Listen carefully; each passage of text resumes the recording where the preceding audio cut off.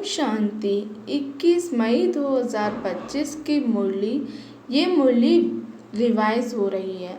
आज मीठे शिव बाबा ने बोला हम बच्चों से, मीठे बच्चे, तुम आत्माओं का प्यार एक बाप से है। बाप ने तुम्हें आत्मा से प्यार करना सिखलाया है, शरीर से नहीं।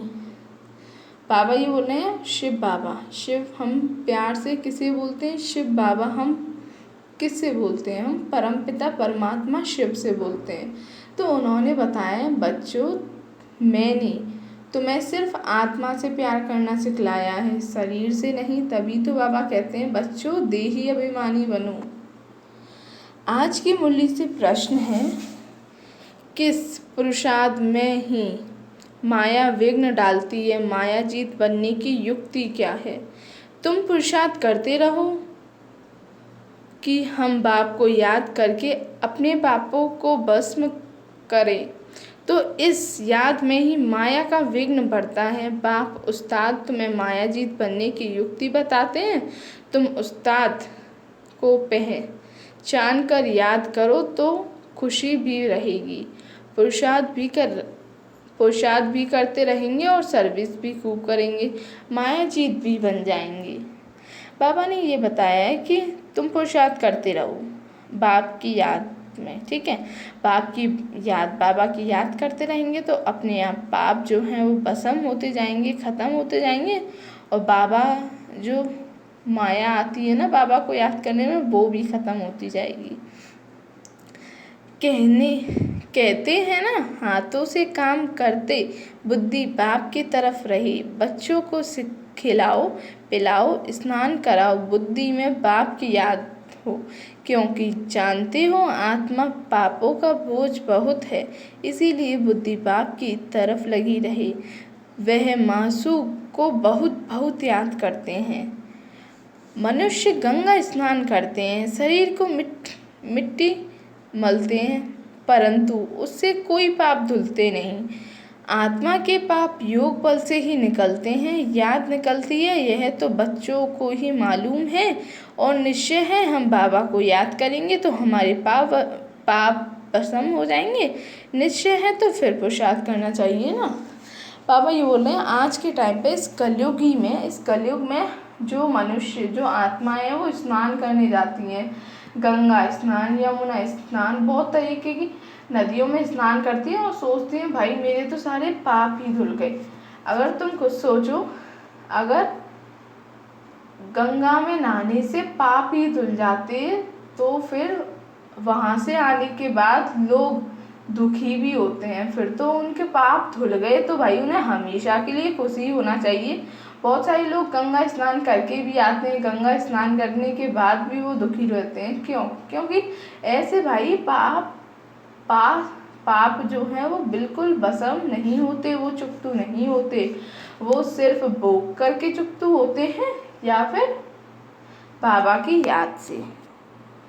बाबा भोला व्यापारी है, तब तो तुमको मुट्ठी चावल के बदले 21 जन्मों के लिए महल दे देता है। बाबा ये बोल रहे हैं, मैं तुम्हें मुट्ठी चावल के बदले तुम्हें 21 जन्मों का क्या दे देता हूँ? महल दे देता हूँ। कितना ब्याज देता है? तुमको जितना चाहिए भविष्य के लिए जमा करो, परंतु ऐसे नहीं अंत में कहेंगे जमा करो तो उस समय लेकर क्या करेंगे? अनाड़ी व्यापारी थोड़े ही हैं, काम में भी आवे तो और ब्याज भरकर देना पड़े। कभी भी पुरुषार्थ में ठंडा नहीं होना चाहिए। माया को पहलवान देख हार्ट फेल नहीं होना चाहिए। माया के तूफान तो बहुत आएंगे, यह भी बच्चों को समझाया है।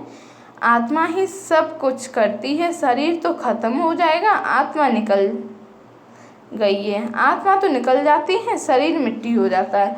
तो बाबा ये बोल रहे हैं कि शरीर जो है वो तो खत्म हो जाता है, लेकिन आत्मा तो अविनाशी है। अविनाशी मतलब जो कभी खत्म नहीं होती। आज की मुरली का वरदान है, मनसा शुभ भावना द्वारा 1-2 को आगे बढ़ाने वाले निश्चय विश्व कल्याणकारी भव। आज का वरदान है, मनसा शुभ भावना द्वारा 1-2 को आगे बढ़ाने वाले विश्व कल्याणकारी भव। स्लोगन है दृढ़ संकल्प की बेल्ट बांध लो तो स्पीड, दृढ़ संकल्प की बेल्ट बांध लो तो सीट से अपसेट नहीं होंगे। अव्यक्त इशारे तो रूहानी प्योरिटी और प्योरिटी की पर्सनैलिटी धारण करो, ये बाबा डेली बताते हैं अव्यक्त इशारे, ठीक है। प्रत्यक्षता का सूर्य उदय तब होता है जब पवित्रता की क्षमा चारों ओर जलाएंगे। जैसे वो क्षमा ले करके चक्कर लगाते हैं, ऐसे पवित्रता क्षमा करो, चारों ओर जगमगा दो, तब सब बाप को देख सकेंगे, पहचान सकेंगे। जितनी अचल पवित्रता की क्षमा होगी उतना सहज सभी का बाप को पहचान सकेंगे और पवित्रता की जय जयकार होगी। आज की मुरली का होमवर्क है मैं सच्चा खुशबूदार फूल हूँ, मैं सच्चा खुशबूदार फूल हूँ।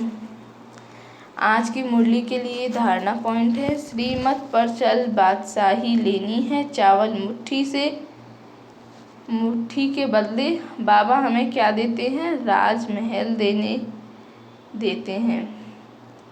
और ये हमारी भविष्य की कमाई है। कैसे भविष्य की कमाई? हम कमाई तो अब कर रहे हैं लेकिन हमें ये मिलेगा भविष्य में। गृहस्थ व्यवहार में रहते इस पूरी पुरानी दुनिया से ममत्व मिटाकर पूरा पावन बनना है। सब कुछ करते बुद्धि बाप की तरफ लगी रहनी चाहिए। ओम शांति।